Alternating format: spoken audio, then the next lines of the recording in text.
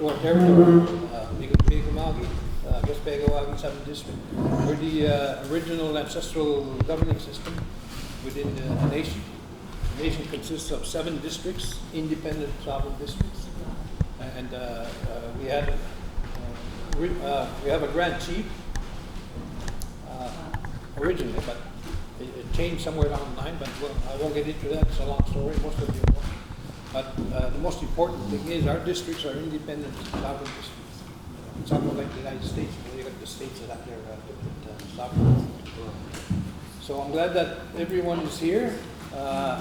Even though this is not a full house, and every person that's here represents their nations, their families, and no matter, we always say, no matter what size the meeting is, the importance of the people that are here. And most of the people that are here, I know I've worked with one time or another, who have been sovereigntists, activists, and fighting to protect the future of our 7 generations. That's the most important thing why we're here, is for our children and their children. So with that, I'm going to, we have salmon over there and soup that Mike Martin made. Me and Mike been cooking all day. It's something different now, but it's, it was a good experience. It's a good experience, good experience. And of course, Mike's wife was involved in the cooking. My daughter Dory, she's not here, but she just went up. And my wife just oversaw the project. First time. I told them you cook and I'll clean. So with that, help yourselves. It's always I get it from you. Okay, we're going to get started. I had my agenda. I had printer. My printer sort of collapsed on me, and I had handwritten it in the pad. I forgot it home. I copied just my handwriting, but I know it by heart. So what we're going to do is have people introduce themselves, starting from Jenna, so that we know who's who.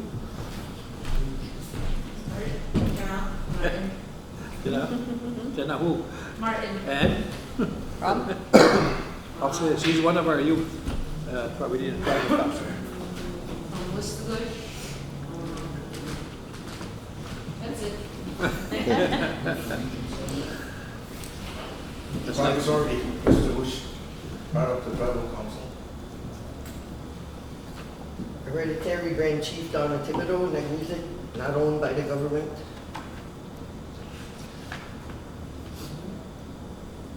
Nicholas Chris, Hereditary Chief, Region 7. I currently reside at Prisoner of War Camp number 11. You know it as Pabna First Nation. Scott Isaac, Listagush, part of the Tribal Council. My dad was part of the Tribal Council. I'm just kind of filling in, he passed on. Chris George, Delavan Wiganjik, Keo Bar, just down the river here. My first time attending a council meeting. Thank you for welcoming me. I look forward to learning. Yeah. And I'd like to say Christopher has been working with us for years, several years. And we consider you as part of this district tribal council. Sego, but the Oyujaks, Foxcarewage, Gotnawaga, Dawa. From Gotnawaga, a member of the Bear Clan family from Gotnawaga.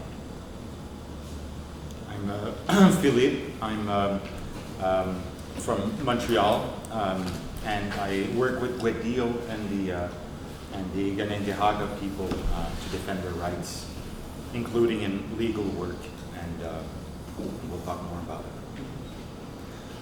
Gary Metallic, I'm the 7th District Gespegawagi District Chief. Dr. Kathy Martin, Sub-Chief to 7th District Gespegawagi Tribal Council, sorry. Also an elected member of council for the Listagush Micmac government. Denise Isaac, Listagush, Mike Partner, sitting here, Mike Martin. Martin, Gespegawagi, Lewi. I've been with the tribal council for several years, since '90. Yeah, that's what. I'm Bernie Martin, of Richbush, retired fireman. Peter Manel. Been a member of tribal council for many years. Nella was here, this was with you, also a member of tribal council. Welcome everybody. And I'm the better halfway. Deborah, my name is Deborah. And I'm happy to be here, and I'm happy to see new faces. Lucy from Skinwell Village, and I'm happy to be here. Yeah. Julia Barnaby, Skinwell Village Gewatch, retired K4 teacher. Thank you for inviting us again. You're welcome. Lucy Chini Barnaby, Skinwell Village, Lewi, I'm going to die, talking to you plan and Sailor Jacques, Listigish, I'm the communications guy for tribal council Also a member and a member for with the youth. with the youth. Yeah. Sailor Jock? Yeah. Really? Just because there's a lot of jocks in Gohnawag and Yeah. Kuzas. Yeah. Yeah.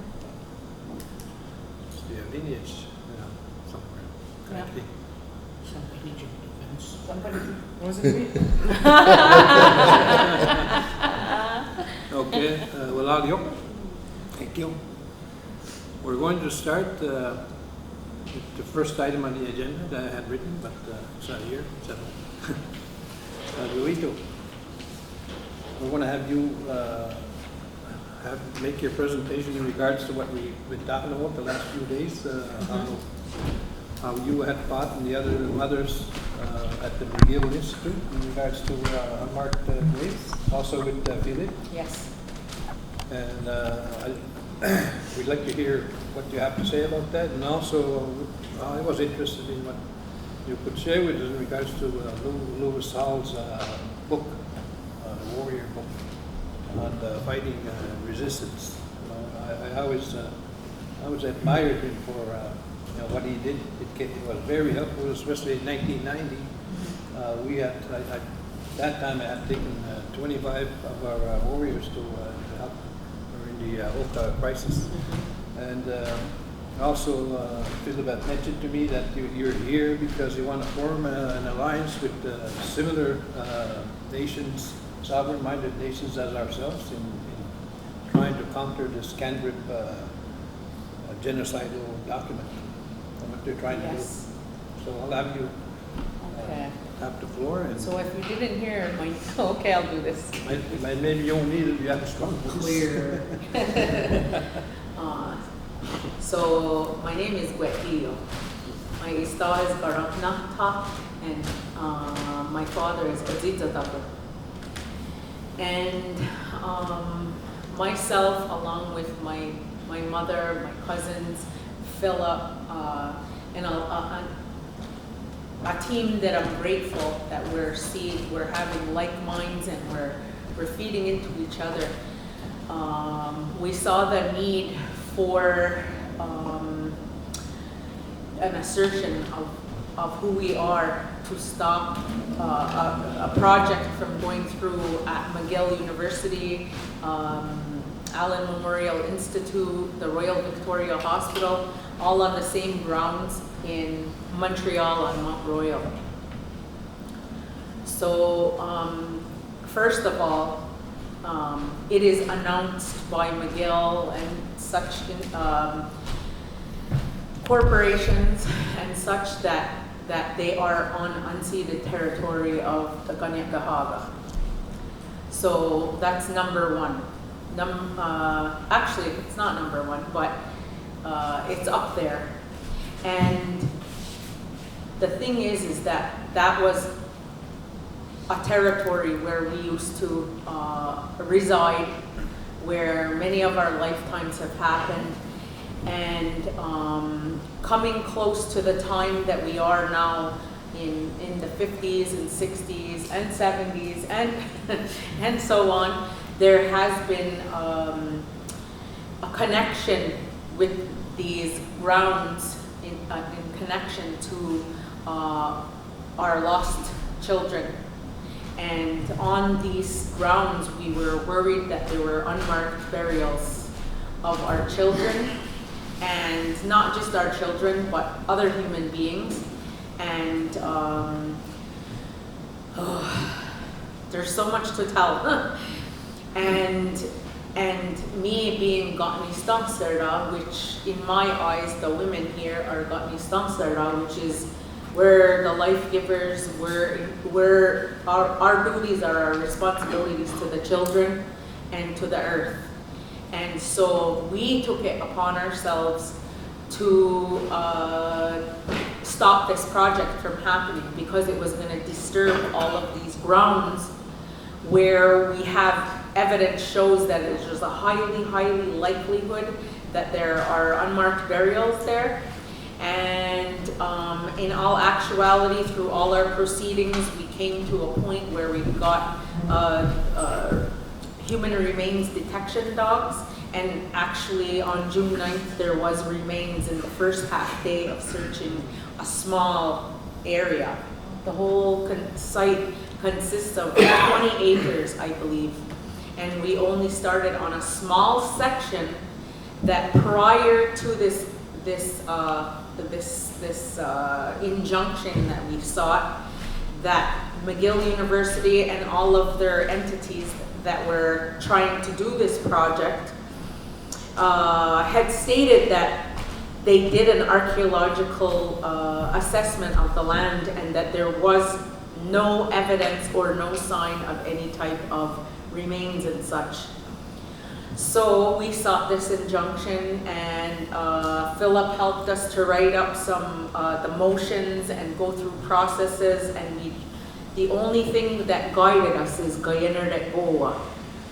And if anyone doesn't understand what Gayener de Goa is, it's our own. We don't like to use law. It's the great law of peace in English, but we don't like to call it a law. It's our great peaceful path that we follow, that constitutes how we conduct ourselves. And that's the only constitution, because it's a law of nature. It's a law of creation. So that's what we follow. And so we came up with a motion and put it into court. Before that, we exhausted all we could to try and be heard to stop this. And the only way we could stop this project was to take it to court. But that's not our court. That's Canada's court. That's Quebec's court. So what we did was we used Gayener de Goa in every way to guide us.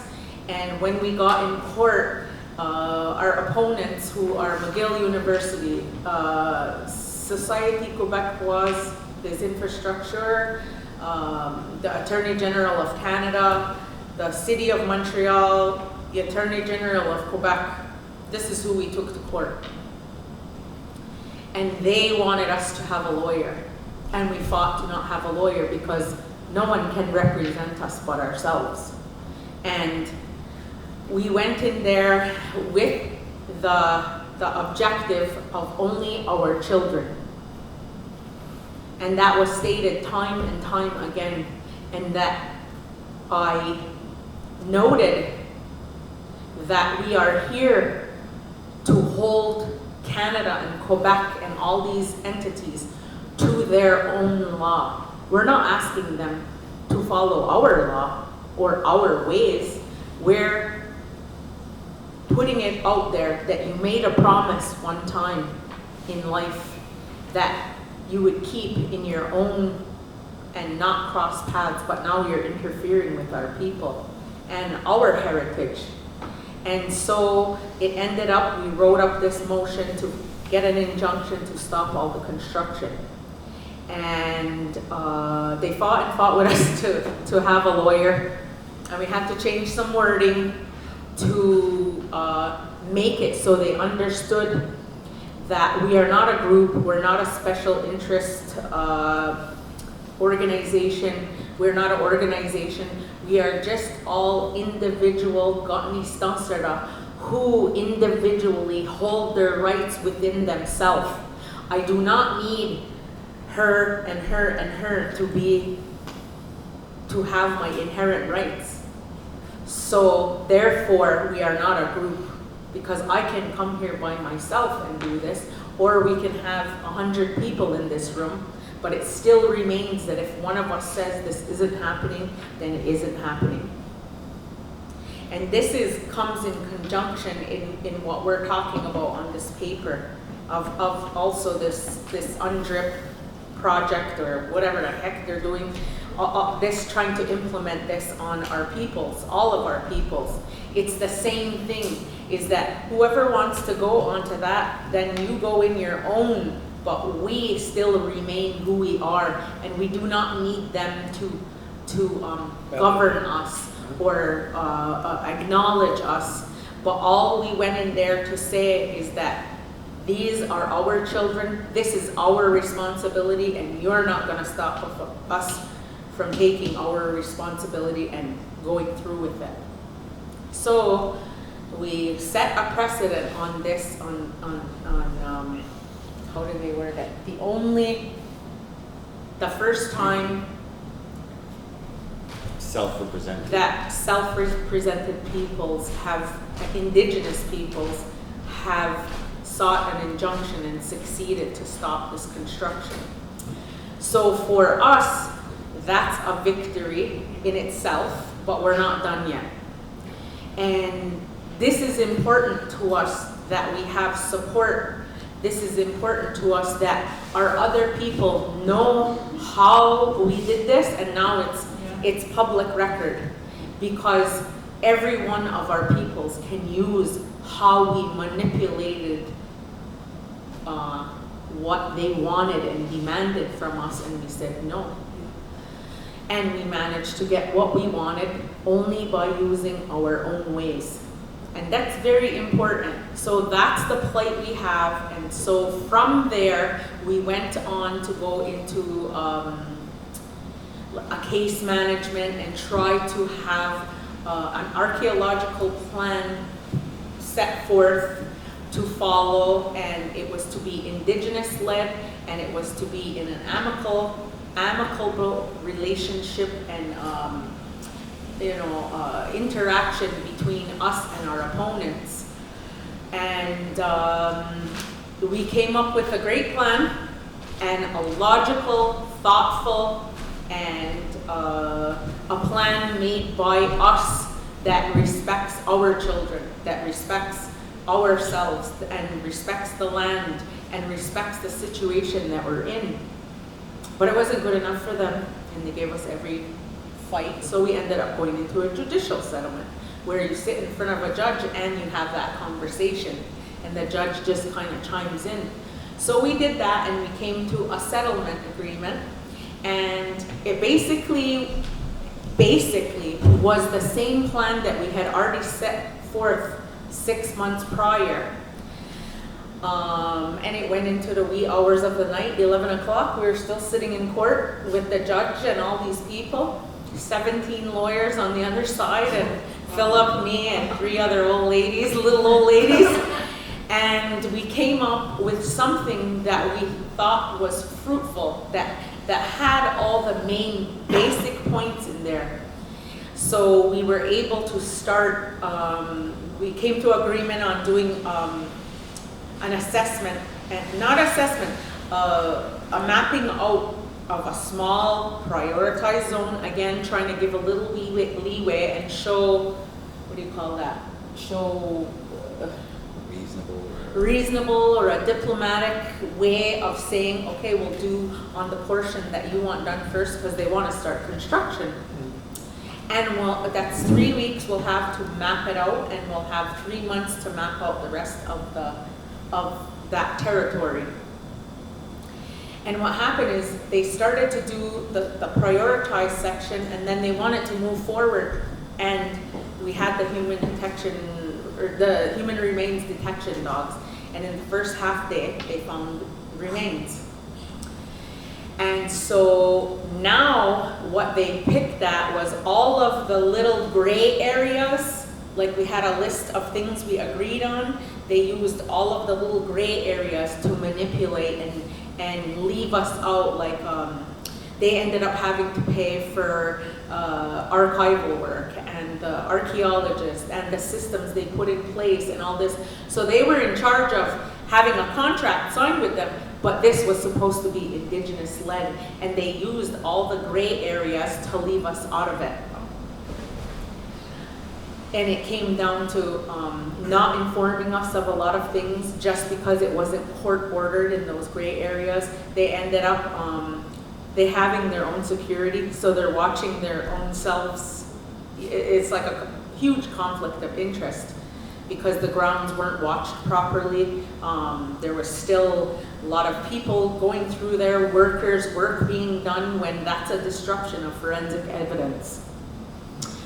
So we're here now today, in this day, just even on the way here, getting emails and such that is showing that they went ahead and went to Quebec and got a permit to start excavation, or permit to start, what is the words for it? Like investigating that body that was this. Yeah, investigating that place where that remains was found.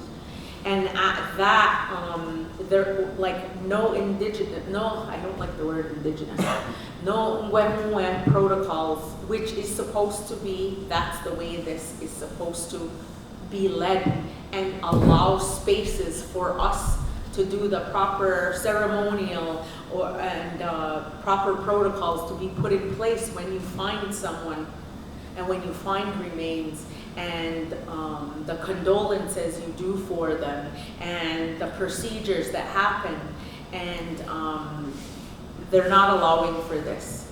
So just now on the way up here, we got an email that stated that their license was granted, and they're going to start searching, scraping away at the ground. No, you can't do that until we have assessed. We're the ones that make the decision whether it can go or whether it cannot go, or you can start or not start. And this is completely being in line with their denialist approach through this whole mechanism that has been happening. And that just shows their incapacity to understand what's right and wrong. It shows that all of these procedures that we did up until now, they're not fruitful. They don't work. Their system does not work. We managed to get in there using our system, and then now we're in there and we're following where we're going to make a contract between us, and their contracts do not work. They're finding every reason for loopholes. In our way, there's no loophole. It's everybody here has to make that decision. So that's where we are with the Gotni Stansera versus the Royal Victoria Hospital. All those people that we're talking about that are against us, it's to make the new Vic project. They want to take those whole grounds that were our village before, and our children are there, and they want to create a nicer place, and they want to put condos so international people could come in there and go to school at their school. Really, in my eyes and all my understandings through people I talk to and evidence that we read, is that really they just want their mechanism to filter money through there. So that's where we are with the Gotni Stansera. And in my understanding, there is a broader picture from this. This is a reflection of everything that Ungwehungwe people are up against constantly. And if we could have these small victories, which I don't believe this is a small victory, but in this grand scheme of things, this is one of the notches where we're putting our foot down and we're leaving a footprint for all our other Umwe people to utilize the mechanism that we created. And then to go from there, that ties into this, what was written about the, right, what was written about the UNDRIP. It goes hand in hand with that because it is not our system, and we do not need to be validated by the government. And there is a system out there, like I see that there's people here that are from an elected system. In Gespegawagi, we don't have that kind of relationship, because in Gespegawagi, they are all ready to sign anything that they need to sign, anything that they're asking them to sign. They have Gerald Alfred in there creating a new traditional government, which just the sound of it is so sickening and backwards. And I think it needs to be known by other communities, because when you are here far away from us, what you see on TV, that is not the people. We see these people that want to sell us out and are constantly selling our land and constantly taking the monies that are supposed to be for the people and spending it on investments somewhere that we'll never see the fruits of, you know.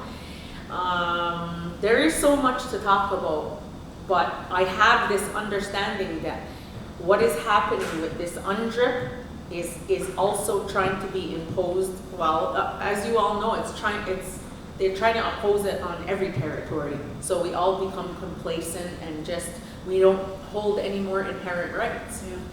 And so I'm happy to see, after reading this document, how clear you are on it, on opposition of it. And I think that an alliance between us, and I don't mean just Gespegawagi, I mean the Umwe people from where we are, Gespegawagi, I feel that we need to have this alliance that will make us stronger.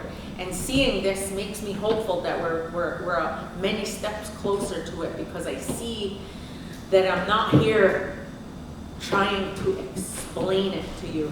You already have a grasp on what they're doing to us and how they're doing it to us. Because within my community, we have people that don't understand, we have people that do understand but say nothing because their aunt works there and they're gonna get them fired, because that has happened. Somebody stood up and tried to defend my right and talk on my behalf in a meeting, and the next day they got put on leave, and then they got fired 2 weeks later. And this is the type of things that happens. And in our community, the band council in our community has like this mandate that they want to hire someone from each family, because you know there's many families in Gespegawagi and Akwesasne, Nesaga, and all these territories. That's what they do. They make sure that one person's in there, so all their family just shuts their mouth, so they have control. But it shows when it comes time to voting time for band council, there's like 9,000 of us and like 700 vote. And everybody just gets by to get in. And like in our community, for the most part, a band counselor, it's like not nice to say because there are people. It's a derogatory term to be a band counselor. And they're your neighbor, or they're your cousin, or they're your brother.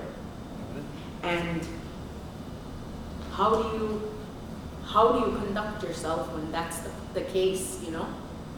And so that's like perhaps you know, an internal thing that's happening with us, but I want you to understand what we're going through so it's not misconstrued. You know, here it's nice to see that we have other people, like people that are from an elected system also, that have that understanding of what this is about and what it's going to do to us, and that they're putting their input to something to change. So I come from Gespegawagi and Akwesasne. My husband's from Akwesasne, and I bring Philip with me. He's actually, we call him Okwaraga because he's like my brother now. And I'm here to listen. I'm also here to share that story that I shared with you, and I hope that it can give either insight or information or aid you on your journey, and if need be, that you can call on us to brainstorm, to ask a question, to give a phone number, to show up. And we'd like to do the same because we belong together. You have your land that you take care of, and we have our land. And that's something that needs to be honored, that needs to be respected, and we can only do our jobs if we're united on that. But don't forget, if I have to do this by myself, I will. I'm the same way. Yeah. Thank you for your very strong and wise words. What you just talked about in the last end of your presentation is basically, you know, well, like you said, what we've been doing here. Certain communities within our districts, you know, their hearts and minds are about sovereignty and what I mentioned earlier about protecting our children. You know, every one of us have children and grandchildren, whether we're original ancestral governing systems members, or even, I've said it before, even people within the band council system. And I've said it a lot of times. Kathy here is a band council member. She's been at our meetings for quite a while, and she doesn't take offense to when I say they love their children. How can you take the land, which is their birthright? They're going to need that. They're going to need that to survive, right? Our ancestors saw that, you know, when they signed our peace and friendship treaties. That's what they had in mind. They guaranteed for our continued survival up to our generation, and it's up to us to do the same. But we can't understand, and as you mentioned, what's happening in your community within that system. This is all across the country. But we're starting, in our 30-somewhat years, we're starting to see that change, because for the longest time, we were just a lone voice in the wilderness, you know, our tribe. Yeah. Lone voice, and when you try to speak the truth, you're ridiculed, and who are you? No, or you're crazy. Yeah. And who do you represent? You don't represent the people, only the Indian Act system represents the people. I said, no, you don't understand. You're ignorant about the fact, and ignorance is not meant to be a bad word. Ignorance means you just don't know. I said, we represent, along with our tribal council members at that time when we first started, the first year or two was fighting. People coming up to you and said, you're nothing. I said, we're something, because we're fighting for your children and the children to come. And we're fighting for you too, even though you criticize us in front of our faces. We're fighting for you. And then eventually, the ridicule died down. But it only died down because we've been to the settler sports. We've been to settler sports from the Quebec Superior Court on being challenged who we are, the legitimacy of who we are as a 7th District Gespegawagi Overseers Tribal, that's our title, Tribal Council. And these were two band councils saying no, we're the government. And Indian Affairs even filed affidavits, the Registrar of Indian Affairs. These are the only recognized band council systems in the Maritime, Eastern Maritimes. And the 7th District Gespegawagi Tribal Council, there's no such recognition on our part. But the judge said, no, I disagree with you, because it was determined in 92 or 93 in the Supreme Court of Canada when the Nishka case went before the courts, the land claim. The hereditary chiefs had intervened in that case, and they were given standing in that case, the hereditary chiefs, and there was a lot of them. It was right across the province. And further, in the Superior Court, they threw up their motions to have our motions thrown up, because the Superior Court judge said, no, just because Europeans sailed along our coast didn't mean that, you know, our sovereignty was done. He said even to the point where our continued Aboriginal title still existed, affirmed by their own, what I call imperial law, which is the Royal Proclamation of 1763. Right? And he said further, it's in our Constitution. It was accepted in 1982 during the Constitution Act, Section 25. Is it 25 to 35? I think it is. So, And that was 52. yeah. So that was that. And then the next challenge was when Quebec wanted to separate, 1997, when they wanted to hold that referendum. Canada had asked the Minister of Justice, Alan Rock, I think his name was back then, to look at this. Is it legitimate for Quebec to separate? And then they went further.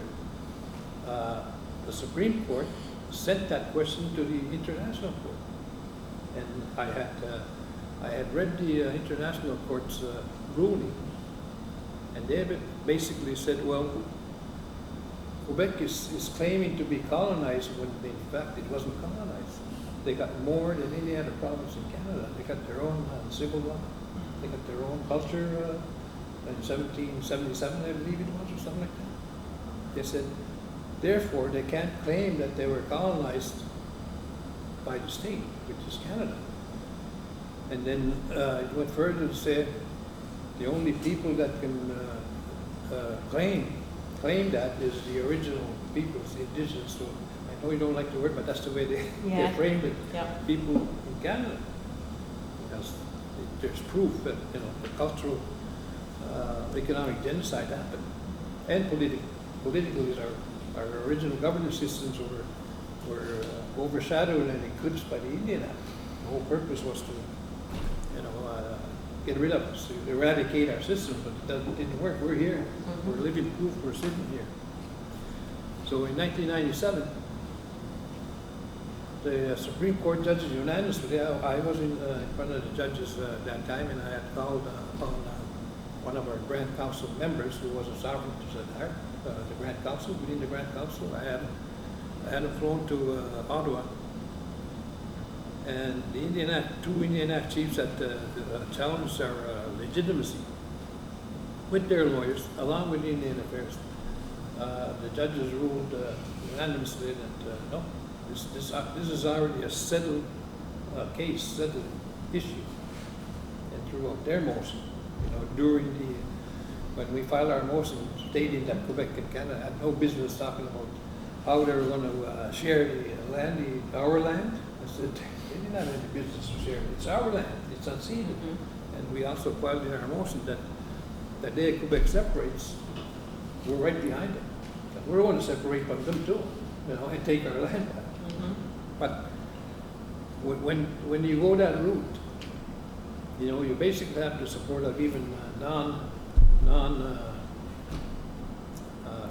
the original peoples in Canada, because, like I said, things have changed to the point. Philip here, we've been working with Philip also back in the time when we were fighting oil and gas and and the other organizations within UCAM and the environmentalists. And I introduced my tribal council, and I, through me, introduced to them that why don't we use the big stick that we have? I said, what do you mean? I said, you know what our big stick is? Aboriginal title. I said, we use that. That's the only thing that will stop the province or the courts because they don't want an Aboriginal title in this Quebec Superior Court to be filed. Because I think you may know as well in your community, the Band Council chiefs and Akwesasne, and they're all involved in this comprehensive land claim process where Canada wants to buy our titles. They throw a bunch of money on the floor. It may be in the billions. And unfortunately, everybody just looks at the billions. Nobody looks at what's going to happen to our children. Yeah. What happens to them? So that goes to show you that they don't want an Aboriginal title case, because in 2017 also, during that time that we were working to stop Dunex, the oil and gas company, we went up, our tribal council went up 26 kilometers up Crown land here, and we built our district tribal lines. And this is the size of a bungalow, 30 by 30. And not once did the province come and say, hey, there's, cease and stop working on this here on Crown land. We wanted to, God knows we wanted to, but they only showed up one day when I was down here doing something. And Frank, they asked him, who's in charge here? And well, he said, the district, our district tribal council and district chief. And gave them the name, but they never contacted me, because I would have said, yeah, we are. And we're building this for our community, we have our certain ceremonies up there and feast. So if we look at that, and Kathy knows about this, we've talked about it for years and years. She understands, even as a band council member, she understands her role, between her governing system and ours.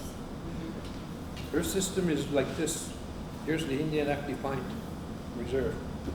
That you only have power as a band council to enforce your bylaws within that territory. If you go outside, Canada steps in, or the problem, no, we're the authority. And that was settled in what they call the R versus Lewis case in British Columbia, where the band council wanted to create a bylaw that would go to the middle of the river. Because two fishermen were fishing in the middle of the river, and they hid behind the bylaw, saying that the band council made a bylaw. So that went through the lower courts, and eventually ended up in the Supreme Court, which is Hart versus Lewis. And they were told, if the Indian Act wanted you to give you that authority, they would have put it in the Indian Act, and it's not there. In the Indian Act, it says within the defined. And the other one was R versus NICAL, N-I-K-A-L. So we have two Supreme Court cases already verifying the limits of these band councils right across the country.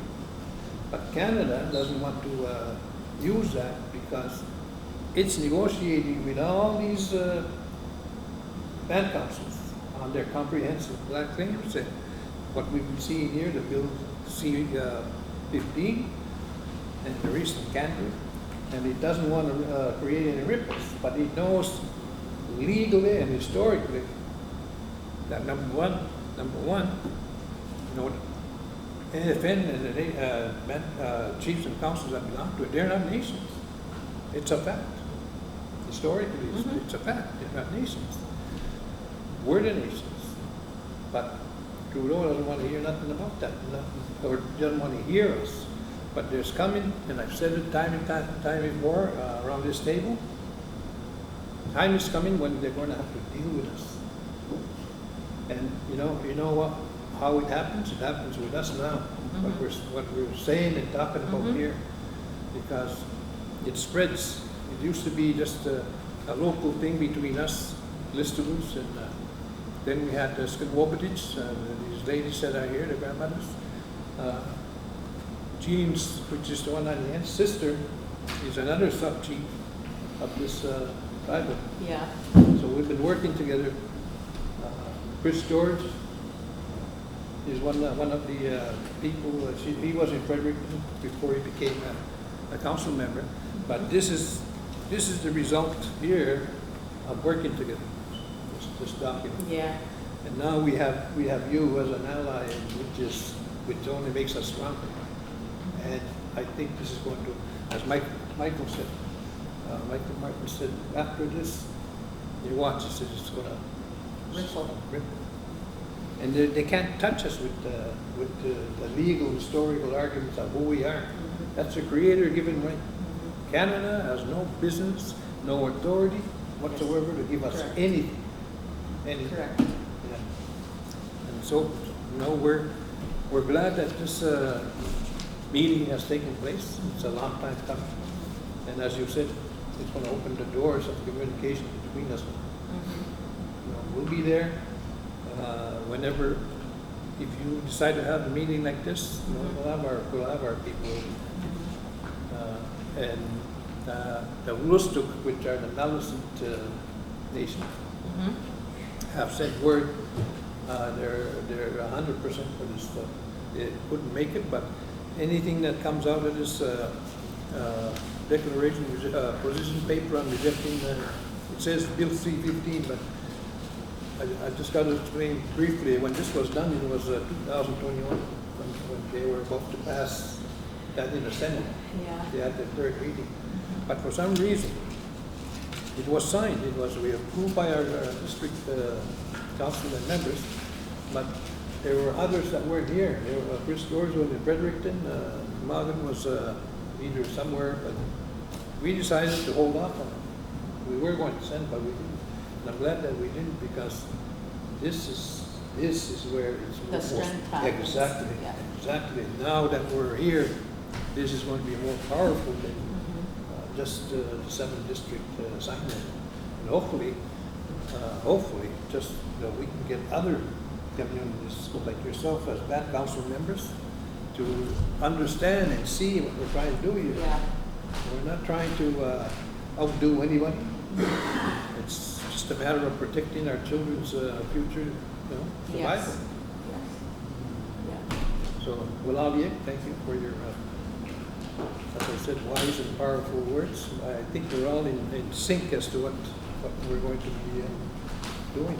Tackling. Tackling. Yeah. And with that, if it's okay with everyone, I want to open it for questions in regards to what you presented. Sure, yes. So, anybody that has questions for, Wet deal. Wet deal. Yeah. Wet deal. Wet deal. Okay. Just Feel call free. me beautiful. Yeah. No, I'm just So, yeah, it's open for questions. Perhaps I can also add just a few words on. Yeah. Well, there's the book also that we brought here, and we have. Yes. We're going to donate these 3 copies for the community, and perhaps if there's a Wolastoqiyik or Maliseet people also, if they can. But we have more copies also if you're interested in buying them.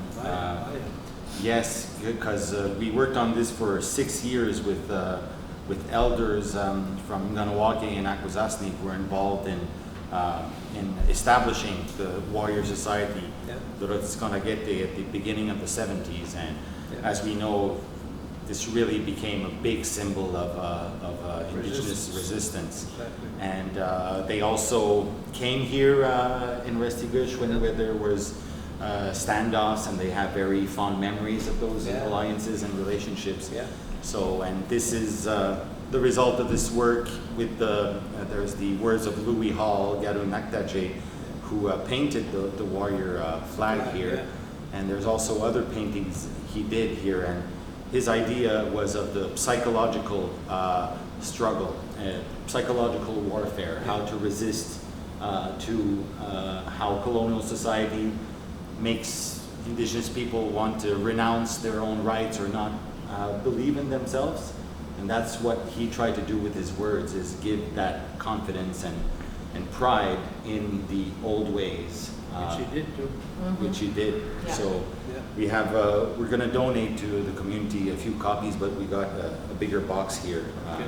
But I also wanted to say that this alliance that may be taking shape, there's other peoples also that we're connected with, like the Wet'suwet'en people out west that are fighting against the pipeline. They often come in Montreal, and they have good relationships with the Mohawks and the Innu also just north in Saguenay. Now I'm working with them also for filing in court a motion for an injunction to stop extraction and industry in their territory, which is very big territory too. And it's starting on these ideas that are here in this paper, that the land has never been ceded, that it's not up to the Innu people to have land claims, but up to Canada to Turn the table. Turn the table. Prove that you own it. Exactly. And it seems from the moment we sent cease and desist letters, and the government for the moment has backed up completely. You just have to say it out there in the clearest way possible, and they know that they're in the wrong, the government. They know that they will lose ultimately that fight. And not only that, Philip, when you make those statements, these corporations, they have investors. And they're spending a lot of, they're looking at, am I going to put 500 million in this project when there's a possibility that the original people are going to file, their titles?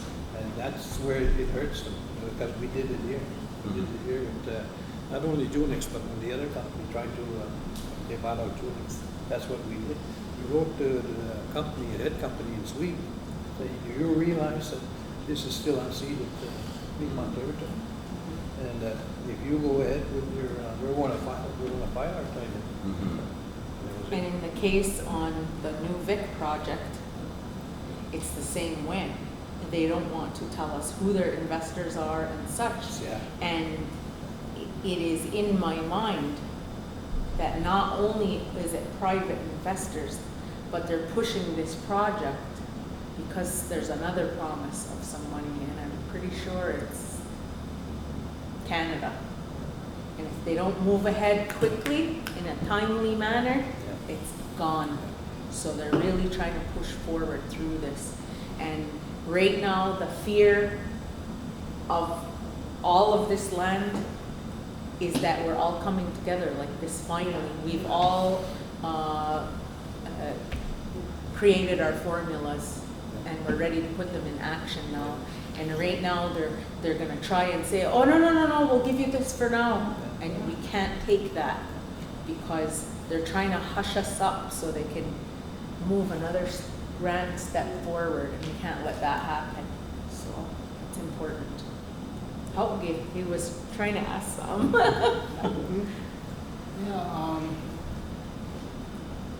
As you know, my roots extend to Gespegawagi.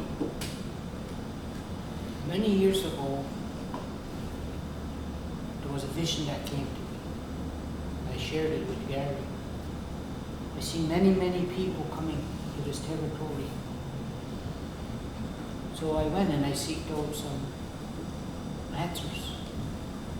So the person I came across just by, however, we were in Ganadorareke. So I see my Uncle Tom walking down on the barn. That's Kuya Mike. I told him. He said, what was the relationship between the Mi'kmaqs and the Mohawks and whoever else was in the territory? He says there was nothing wrong with it. Nothing wrong with it. People didn't know the different dialects between the Algonquins, the Mohawks, or the Odawas. The dialects were all the same. He said one time there was 478 Confederacy strong. He said they broke up because they thought they can do it on their own. He says that's your vision. Now we're going in the back, and I'm going to probably say some bad words here, AFN. I was hoping that Roseanne Archibald got back in. The reason why is because she exposed those 126 chiefs. Plus, they brought out the chiefs that elected her, went against her, right? So we get that, I think it's called Mazzaroni, Mark Miller. he got to them. So now what I'm saying is, you gotta go home and we gotta get this alliance, this confederacy back, if we can. Because it's like you said, the people, a lot of people in this territory, they look up to Mohawks when they start something. So if something's gonna be we're not being the followers. We're not going into the house on the rafter. We're gonna build a house that everybody has a voice, especially the grandmothers. Yeah. Yep. Know what I mean? For sure. And that's the only way we're going to beat these Bill 15s, Bill 75s, whatever it is, because they're all being bought out. They're already getting that big bag of money. Yep. Yeah. You know? I have that understanding, and a lot of our people have that understanding. It's that we have less action people.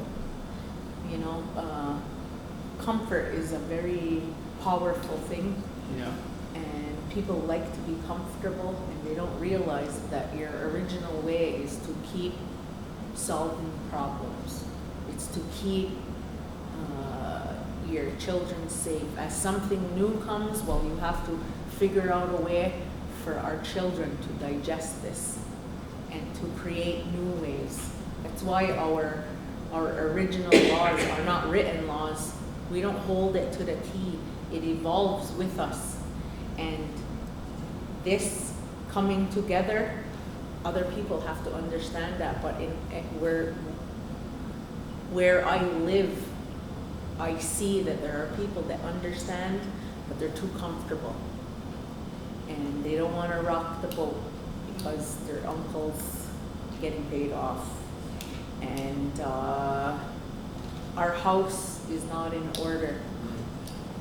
They tell me that, you know, I talk to fake keepers. One of my family is Kevin Deere.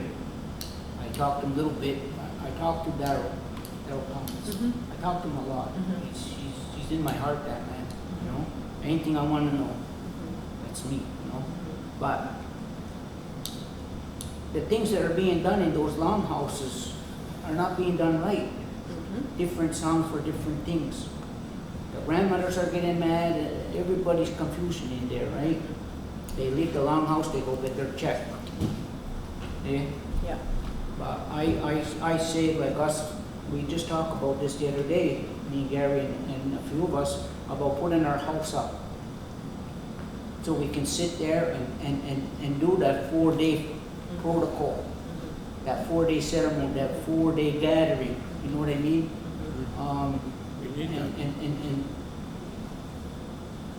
get the grandmothers to put the house in order. You know, here, let's do this. And it's got to be done yesterday. It's got to be done yesterday, and at the same time, if your house isn't in order, you still have to keep breathing and living. And therefore, you have to conduct yourself as you're setting an example. And your job is not to tell people what to do, but to show them productivity and fruitfulness through your actions. And then that's what they have to decide whether they want or not.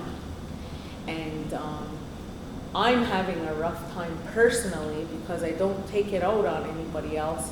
When I go in that house, I don't want to be in that house because I as an informed person, I'm not the most informed, or I don't pretend to be, but in my understandings and information, there are people in there that are leading when we're all equal. But at one point when my family backed out of there, it was left with leaders of packs, and it came to be that they were showing them a way of hierarchy and of ways that look like our cultural ways, but just pan out to be unproductivity. It's beautiful that we learn how to bead and we learn how to woodwork and all of this, but in the end, we still have to stand up for ourselves, and we have to do it in a productive, meaningful, fair, consensus-based way of working with our clans and using our own system, because our system works. And that makes it difficult, okay? When it's difficult for me to see that and experience that when I go in there. And they don't like it when I go in there, because I say, I'm not gonna tell everybody they're wrong, but I will show you that I have a question and I want it answered. And that's fair. It's great to have a place to gather, but if you don't have it, we're the walls. The earth is our floor and the sky is our ceiling. And we're the ones that holds up the house. So we can still make it work, even if we don't have that, but it is a symbolism, right? It's important for that to happen and to show that you're welcoming everybody back. Yeah.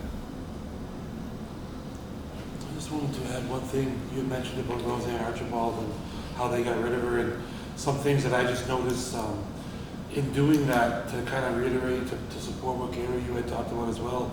The two of the chiefs, the regional chiefs that led that attack her and get rid of her was P.J. Prosper, Paul Prosper, Mi'kmaq regional chief, and Doreen Bernard, Senator. chief. Pardon? Senator.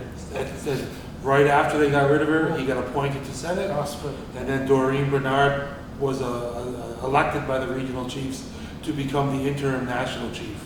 And I think that just really shows what you had talked about, Gary. Pardon? Joanne Bernard. Joanne? Sorry. I was gonna say, is there three of them now? Okay. Sorry. No, it's Joanne Bernard from. But I think that just kind of supports the idea you're saying, that the federal government knows our inherent rights still exist, and they go through these processes of, maybe it's not a gun anymore in the military, but they give them these carrots and this money and appointments to the Senate and to these roles of responsibility in the colonial authority. To me, that just shows that, they're nervous or not, they're aware of the reality and the truth. And I agree with everything you've been saying, that the more we assert that and build sovereignty, there are other groups out there. I know there's a Confederacy of Cree, the Onion Lake Cree. That's an organization of band councils and ancestral governments. And then the AIAI, the Association of Iroquois and Allied Indian Nations, I believe they refer to themselves. But those are two other groups of people that are doing exactly what you're calling for and what this group is calling for, that aligning ourselves. So I'm very grateful that these organizations exist, and that I feel like I have a place that I felt I've been spending the last few years working on a PhD, and a major focus of that for me was, how did we get to this point? How did we get to this point where we had sovereignty and we had agency over true self-determination amongst our nation, and then 400 or 500 years later, we're in a position there where we're living in open-air prisons and we're asking permission for this and that. How did that happen? So a big part of that is doing history, going into the archives and uncovering the colonial myths and identifying the real history. And you realize that there's always been trickery. Yeah. I say one of the first things when we talk about, I've been spending a lot of time understanding the peace and friendship treaties, especially in 1725. What was the context that led to that? What happened 50 years prior to that led to that? And who were the original peoples in the area? What were the Confederacy allies? So I really wanted to build that context. And I refer to those, when you look at 1725, Mi'kmaq were a part with the Wabanaki Confederacy. And in 1725, our peoples agreed to everything east of the Kennebec River. So if you think of Portland, Maine, everything east up to this territory, and it was our territory, was going to be our protected country. And then from 1725 on, it was just chipping away from the Kennebec River. Then you're isolating the Passamaquoddy and the Penobscot and the Abenaki that way, and then you're isolating the Wolastoqiyik, all to the creation of New Brunswick and Nova Scotia, all these little chips away at that. And that's where we're left in this position today. So I refer to those peace and friendship treaties as capture and contain. That's exactly what they were meant to do, get people to sign on a treaty. Even though our ancestors had a different interpretation of those treaties, they went with their own interpretation. They sent their lawyers back to London and they wrote up these treaties in a way that only they could. There's evidence where there are people who were, like non-native people, colonial people, who were at present in Old Town, in Boston, when these treaties were negotiated. And when they saw the final written treaty, there's narratives, historical narratives, and archives there that show the people knew these were colonial people that were on our side, and they knew that what was written was not what was negotiated with the leadership at that time. So it's a history. It's a long, long history.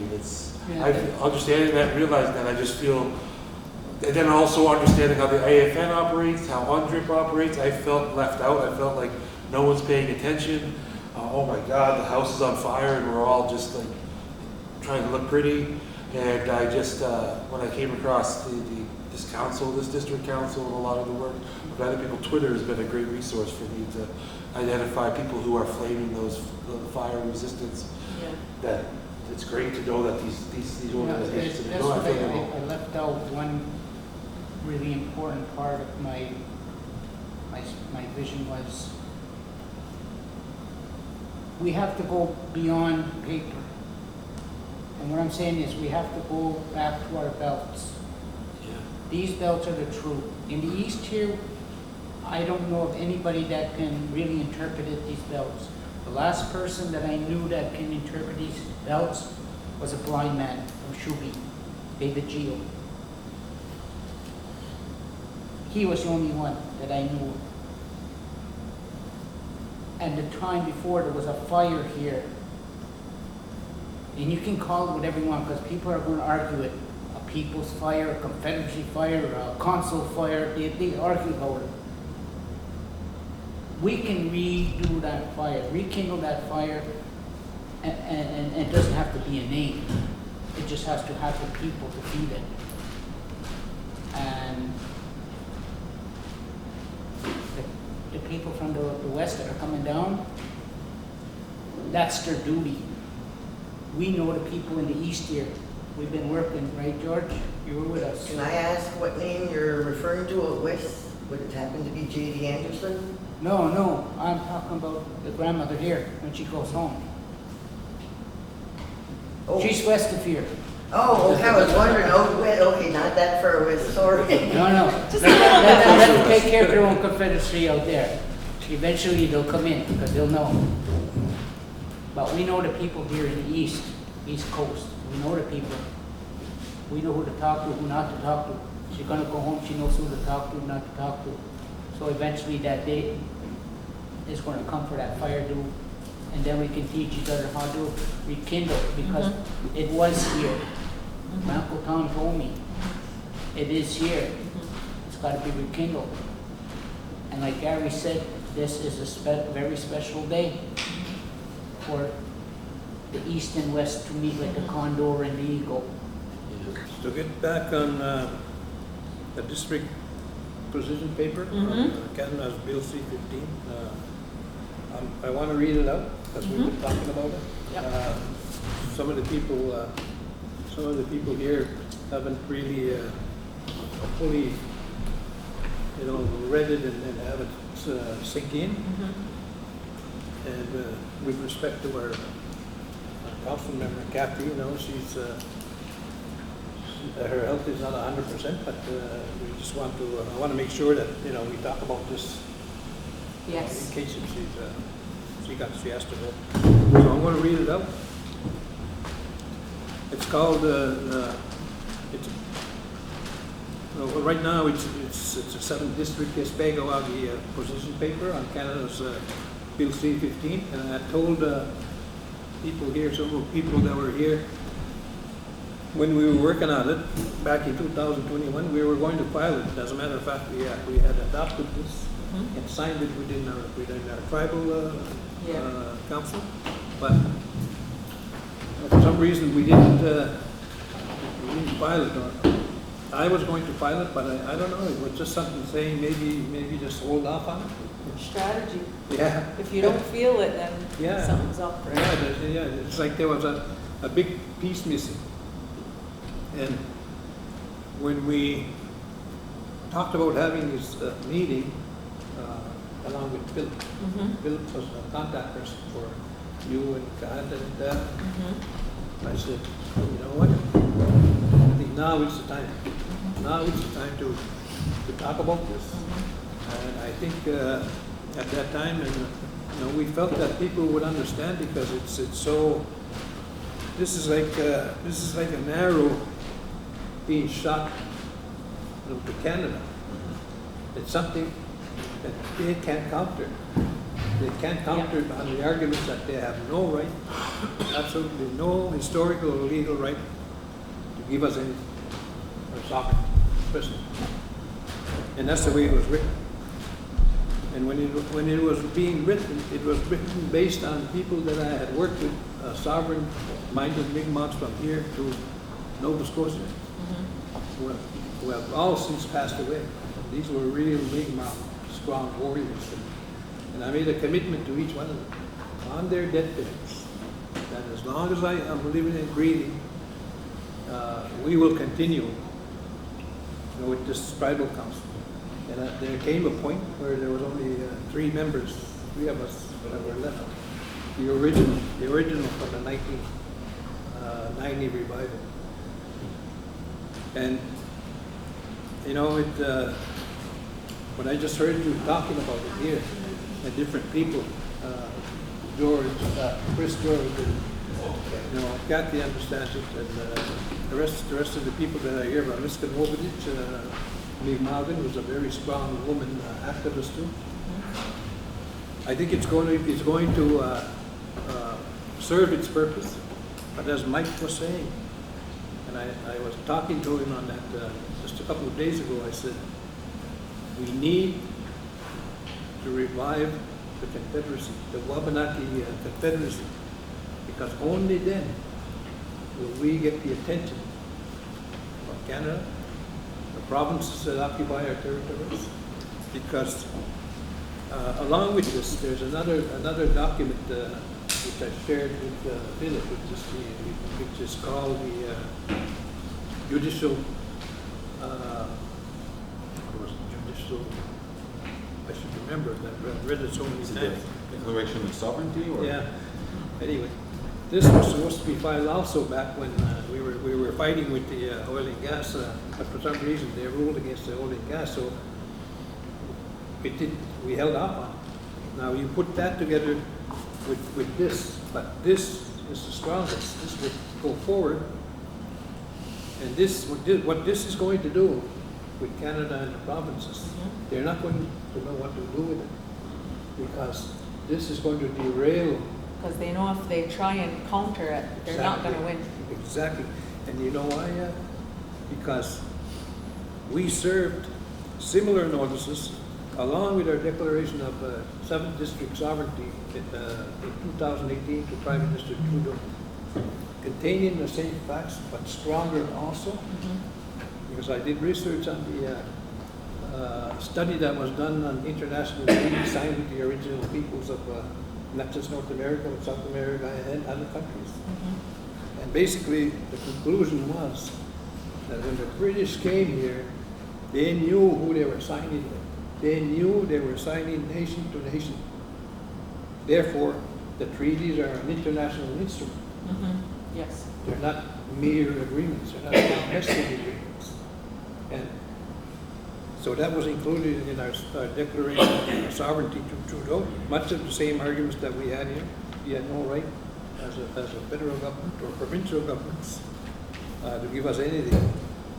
Their only response was a usual letter you get from governments when you write to government. Oh yes, we got your, the underling, we got your notice, so we'll send it up to Carolyn Bennett or Mark Miller, forget it. But the thing is, there was never a rebuttal of the historical and legal arguments about the sovereignty. They admit by default. By default, exactly. Yeah. Exactly. So we know we're on the right road. So I'm going to read it out. Whereas we, the representatives of our original ancestral 7th District Gespegawagi, overseers, tribal council, governing system, and clans, families have existed since time immemorial. Whereas we, the original Mi'kmaq peoples of Gespegawagi, were vested by Gespegawagi, our creator, the inherent right to be sovereign Mi'kmaq peoples, and thereby are duty bound to protect our creator-given sovereignty and our Mi'kmaq peoples of our 7th District Gespegawagi from any intrusion by Canada in eroding and terminating our creator-given Mi'kmaq sovereignty, which is what they're doing now with this Canada, and has been doing since John A. McDowell. Whereas our creators given 7th District Mi'kmaq sovereignty was further affirmed by the signing of our peace and friendship treaties between our original Mi'kmaq 7th District chiefs and the British Crown in 1752, 1760, 61, and 1769. I have notes here from the Maliseet to Gespegawagi Nation when they made their commitment that they were going to sign this. They wanted what Chris was referring to, the 1725 treaty, Mascarene Treaty, that was their request, that to add on to that, which I agree, it's part of the whole chain, the covenant chain. And as Chris had mentioned about the treaties, what the British did when they went back, they put in their words of submission, that we were subjects of the king, which is not what the ancestral chief wanted. They had some of them. I think back then they used a missionary back then as an interpreter, because when the missionaries came here, the first thing they did was learn the language in order to convert. But when they went back, and then when the treaties came back, the thing about what makes these treaties strong is the affirmation that the king knew we never ceded any of our territory. Because if you look at 1763, the settlers were squatting on our Mi'kmaq territory from Nova Scotia to Brunswick, and that's why the 1763 Royal Proclamation was made, and our territory was included, telling the colonial governors, you can't let that happen, because they weren't the military might. They were scared because we were conducting raids and war with the British people, and they didn't want that. But of course the governors said, tell him, he's over there across the ocean, why the hell should we listen to him? We're here. And they just did what they had to. Okay, whereas our creator given 7th District Mi'kmaq sovereignty was also affirmed by the 1763 Royal Proclamation in the unceded Indian lands protection clauses which state, and whereas it is just and reasonable and essential to our interest in the security of our colonies, that's what I just spoke about, that the several nations or tribes of Indians with whom we are connected and who live under our protection should not be molested or disturbed in the possession of such parts of our dominions and territories as not been ceded to or purchased by us, are reserved to them, or any of them as their hunting grounds. Whereas our original Mi'kmaq 7th District Gespegawagi overseers tribal council governing system, its members and families have sent previous notices to the Government of Canada. The first notice dated June 3rd, 2010, which was sent to the former Prime Minister Stephen Harper, and the second notice to Prime Minister Justin Trudeau, dated October 21st, 2015. Whereas both notices sent to the Prime Minister Harper and Prime Minister Trudeau contained the historical and legal facts contained in this document that supported our continued creator, given Mi'kmaq sovereignty, and both times did not reply to recognize or refute our historical and legal facts supporting our continued Mi'kmaq sovereignty. See attached notices and response letters. These I still have, the letters from them that I spoke about. Whereas our original Mi'kmaq 7th District Gespegawagi Overseers Tribal Council governing system, its members and families had also served notice to you, Prime Minister Justin Trudeau, dated January 26, 2019, the declaration of our 7th District Gespegawagi sovereignty again. You, as the Prime Minister, refuse to reply or recognize or refute our historical and legal facts contained in our declaration of our 7th District Gespegawagi sovereignty, supporting our continued Mi'kmaq sovereignty. And the only response letter was from your underlings was that they had received our notice to you and our declaration of Mi'kmaq sovereignty document, and were to be passed on to the Minister, Carolyn Burnett, for her information and consideration. See attached letter by T. Jolliker, which I have that letter also. Whereas it is clear to our original 7th District Gespegawagi Overseers Tribal Council governing system, its members, families, that you, Prime Minister Trudeau, and former Prime Minister Harper deliberately refused to acknowledge or respond to our historical and legal facts that support our continued Mi'kmaq sovereignty. Again, we just spoke about that. Nobody remaining silent is basically all saying consent on their part. Whereas you, former Prime Minister Harper, and in collaboration with AFN, have been working on your own watered-down version of UNDRIP since 2010, with Chuck Straw called in an aspirational document, as seen by Mr. Straw's letter dated July 19, 2010, which I do have that letter, and assuring us this aspirational document, UNDRIP, will be fully consistent with Canada's Constitution and laws. See attached response letter by Chuck Straw. And basically what they did was water down whatever they had to do and put it under their law.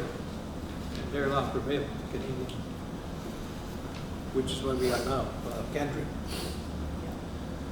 Whereas since your election in 2015 as Prime Minister, you and your Liberal government, along with AFN, have worked on and finalized your watered-down version of what our supposed aspirational nation government should be under Canadian law in your Bill C-15 UNDRIP Act, which has passed third reading and is now before the Senate. And I think that already happened, that passed the Senate.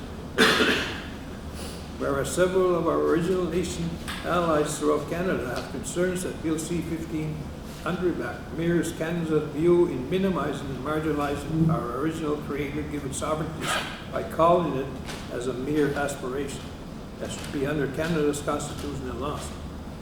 We see our creator-given 7th District Gespegawagi sovereignty as already defined and affirmed by the King of England when our 7 ancestral district chiefs signed our peace and special treaties, 1752, 1761, 1760, 61, and 79, also 1725,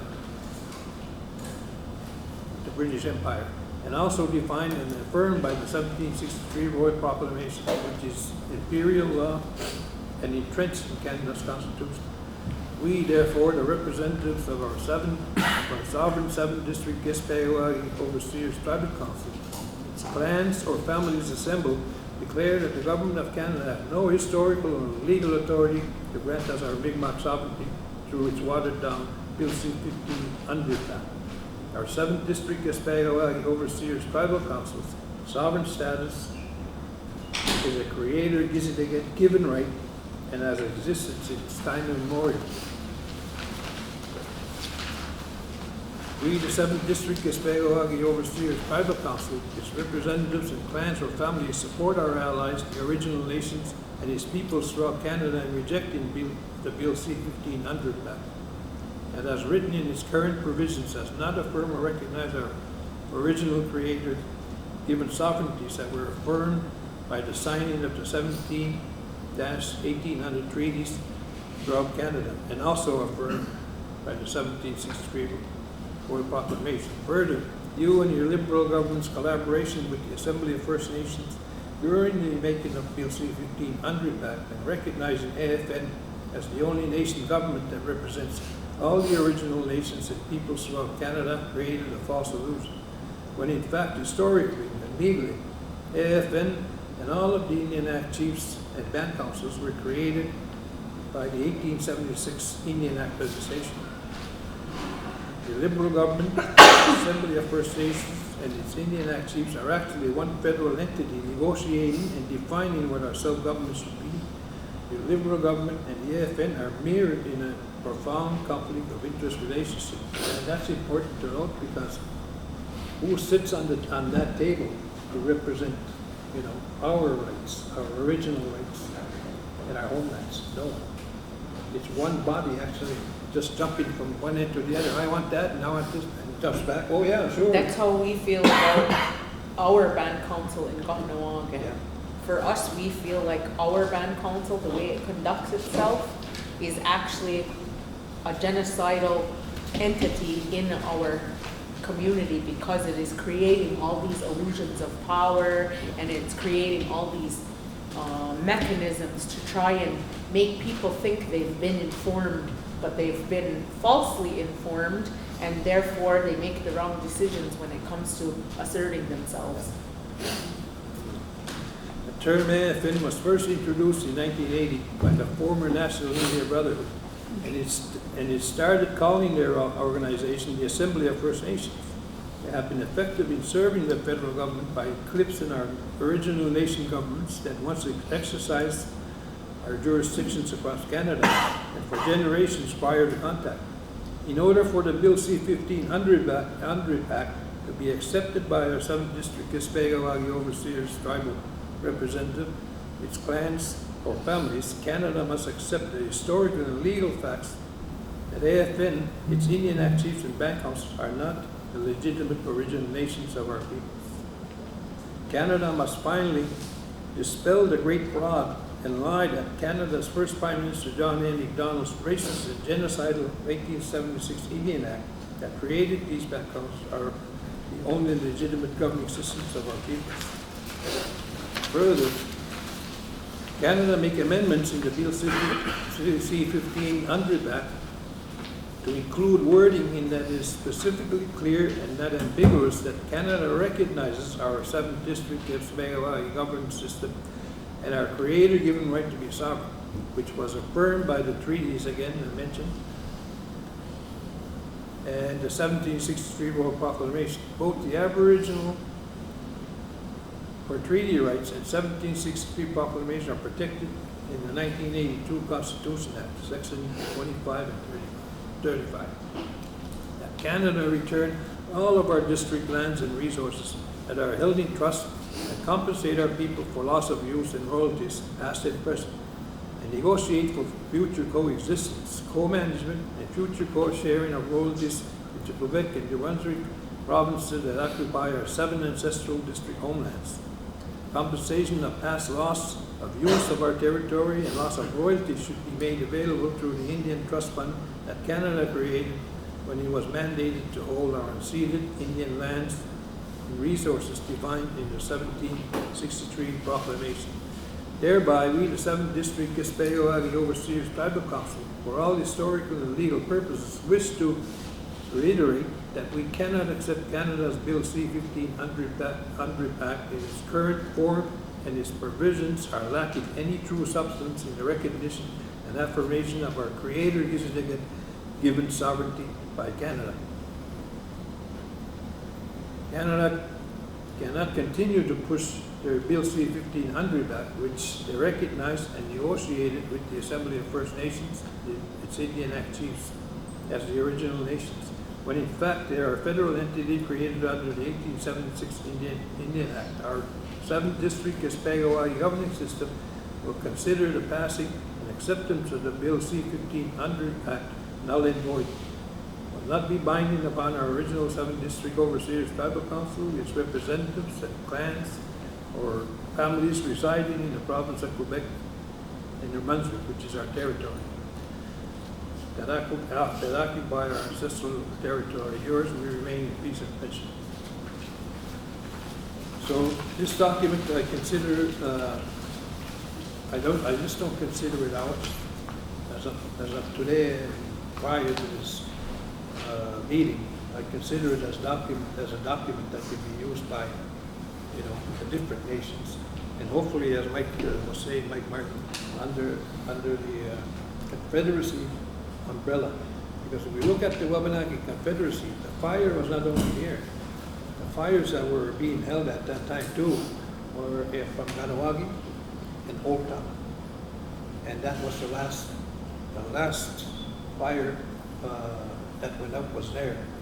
So, as you sit here with us, Enigma, we were under that umbrella. How do we bring that back? You know? How do we do that? You as the representative, you know, and speaker of your community, Anawagi, us sitting here as a Mi'kmaq, you know, from not only Quebec, which is our side, Gespegawagi, but then we have New Brunswick and then we have Nova Scotia. I do know that the Wolastoqiyik, the Malice Nation are ready. We've already went through that process, as you remember, Gene. We revived the Confederacy twice here in Listingers. The first time was in 1992. We had representatives from your community at that time. It was the reviving of that Confederacy was done in the same format as it was back when it was in Anawagi, Old Town, and it was here. But somewhere along the line, afterward, they turned it into a powwow. And then we used to have Indian Act chiefs come here and sort of just overshadow. There's always someone who puts a monkey wrench in the plan when you're making progress. Yeah. And therefore, you have to stand up and say, no. And we have to stop being so politically or socially correct about people can't be so gentle about other people's feelings when it comes to your survival. Can you speak a little bit, Gary? She wants to speak. There's one word in your paper on the first page where you said our colonies. We're not colonies and we're not Canadians. Yeah, well, That's the only word. There's some, that'll be, this is only a draft. A draft. Oh, well, that's a quote from the king back then. Yeah, it's a Yeah, quote. that's He's a- saying our colony. Oh, is that what it is? Yeah. Yeah. Oh, okay. Okay. Go ahead. All right. Hi. I just would like to, I've been listening to everyone. I totally agree that we need a confederacy. We need to come together as nations to present this position on Bill 15. Coming together is really an answer, but as an elected leader as well, we need to start to come together with our own people. As an elected leader, I see a lot of elected leaders who do share this passion as well. They do see what Canada's doing. Some, as our friend here says, remain silent, but there are others that are acting in a productive manner. I just want to talk a little bit too about the AFN. The AFN is an assembly of First Nations. It's not a government, and I think everyone here knows that it's not a government. And the Canadian government often tries to use the AFN as a governing voice, but it's not. And I think that really needs to be projected out there. It really needs to be, reaffirmed with the elected chiefs that the mission of the AFN, the original mission of the AFN, is for nations to come together, First Nations, to come together and discuss issues that affect us all. I too am inherent to the land, and I too will use my dying breath to fight for my grandchildren so that they are still inherent people to this land. That does not affect me as an elected council member. I can be both. I can still be an arm's length administrator of band funds, because really that's what an elected band councillor is. They are an administrator of program dollars as given by the government. I think a lot of people need to understand that as well. So you can be both. We come from this land. All of us come from the land. We are inherent. We have our inherent rights to this land. Elected people need to use the Indian Act, the system, as a tool to get our sovereign rights recognized. I appreciate this paper. I appreciate being part of this 7th District Tribal Council, because it is the traditional and hereditary governments that hold the most power when it comes to disputing things like this. as opposed to the extended arm of the federal government, which are the elected chiefs. So this is what I need to say. This is what I hope that general public can understand, and this is what I promote when I do speak at the government level at the AFN. I promote unity as well, that our peoples come together, whether they're hierarchical, traditional, or elected chiefs. We are all people of the land. And yes, we all have vested interest in our grandchildren, in our 7th generation grandchildren, and we're all trying to steer in the same direction. I know there is a group within the AFN that has opposed the Bill 15. At the most recent AFN meeting, I was not there, but I read the agenda and I seen that on there. They are trying to oppose it as well. So we do have elected leaders that are in opposition of this. So I think we are most powerful if our elected leaderships in this country, as well as the confederacies that are being built in this country, are all on the same page and who we are as the inherent people of this land. So that's just what I would like to add to this. Thank you. Yeah, I'd like to add to that too.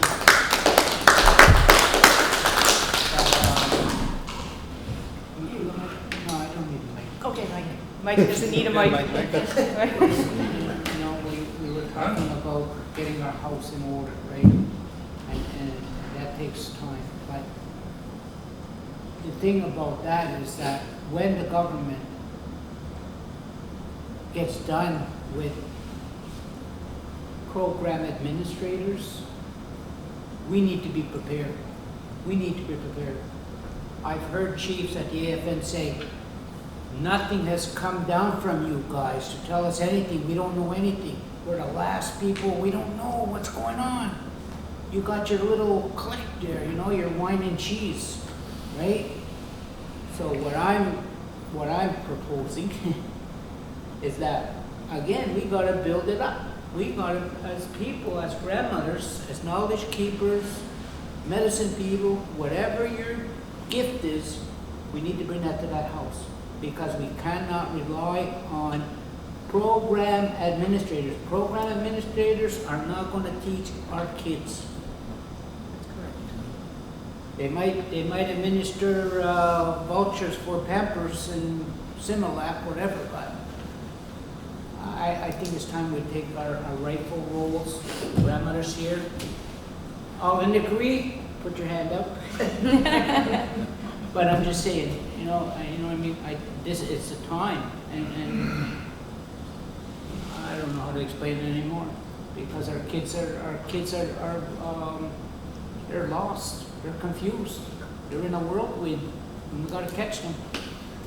I think, given what we've heard tonight, I think we're off to a good start. I just want to add what Kathy was saying about some chiefs and councils that think like the way we do. We have a benchmark that we could follow, because I was a council member back in 1992 to 97, and I was still a district chief, but I knew my responsibility and my roles. And at that time, majority of council were, as a matter of fact, the majority of council was part of the tribal council. The chief wasn't. She was a woman chief, but she was talking the same way as Kathy and what Chris says, even though they were council members.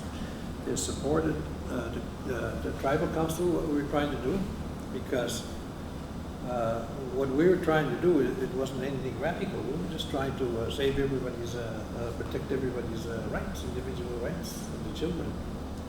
So that's what happened. We came to an understanding, and we formed an alliance. The tribal council and the band council, in the first time in the history of this reserve. That's what happened. As a matter of fact, there was another time that we filed a motion in the Supreme Court of Canada, and this was with the old man, elder spiritualist William Comanda and I. He did it on the part of the Algonquin, I did it on the part of our district, and it was basic document that we filed was called the Confederated Native Court judgment, basically telling the Supreme Court who we were. We had our own systems, we had our own judges, we had a governing system. And when we filed that, the Algonquin band chief at that time, I think it was Gamgi Waitak, and our chief, one of our chiefs here in the next community, filed their motions, again, to have our motion thrown out. But it didn't matter, irregardless, the question was never answered. So what the chief, the woman chief that we had here, she signed a letter basically stating who she was within the definition of being an Indian Act chief under the Indian Act. She also stated that I only had authority within this defined box reserve, and that my authority, or the band council's authority, did not extend beyond that, and that our 7th district tribal governing system was the appropriate governing system and had authority because it was still unceded, although so-called crown lands was still unceded Mi'kmaq territory. And when we did that, it was like this. And Quebec and Canada couldn't come in with their agreements. Hey, we even had a Department of Quebec Fisheries, because we didn't sign, they used to sign annual agreements where they would provide $400,000 a year for monitoring the Salmon River and our harvest. That was part of programs? Yeah, that was part of the program. But when we came in, I was delegated to be in charge of Aboriginal and Treaty Rights Director. And when that Quebec guy came every May, just before salmon season, with his briefcase, and he was so bold as to take that briefcase and put it on the table and tap it like this is where the money is. And I had already gotten a mandate to tell him where to go. Even the suitcase. Took him that suitcase. I told him, take that suitcase and hit the road. His jaw dropped, he couldn't believe it, refusing over $400,000 in providing services for conservation people, but they would have been under the Quebec Act. So he couldn't believe it. He was like a defeated, bureaucrat. He's got to go home and tell his boss. I failed. I failed. But that's what happens when the two get together. And in order for that to happen, Kat, or the chief and the other councillors have to realize that they have to come and sit at this table. And we've invited them a couple of times before, but we just can't keep inviting and nothing happens. But we're focused. As I told somebody, we're laser focused on what we want to do. And at that time, we were discussing about filing an Aboriginal title claim. I looked into it. I did my research, and the end result was we can do it if we want on our own. Of course, the band has the money from the federal government, the own source resources for commercial fishery. But if it has to be, we will file it. And I've already got the appropriate people that will back us. With our alliance with UCAN at that time, with this judicial application document, they started fundraising. They had raised several thousands of dollars, which is still there because we didn't have to go to court. Yeah. And they said we're willing to. He said as long as it's an Aboriginal title case, that's what we fundraise for. And this is being done in the spirit of coexistence. But if we could get together and do this, as one body here, I'm talking about here, Mr. President. I think we've already got commitments from our sister nations and Malisit Nation, Monustup. We've yet to contact the other members of the Confederacy, which are the Penobscot and Passamaquoddy, and the Abenaki Quebec side. Not the Vermont. I really like that. Yeah, not the Vermont. Yeah.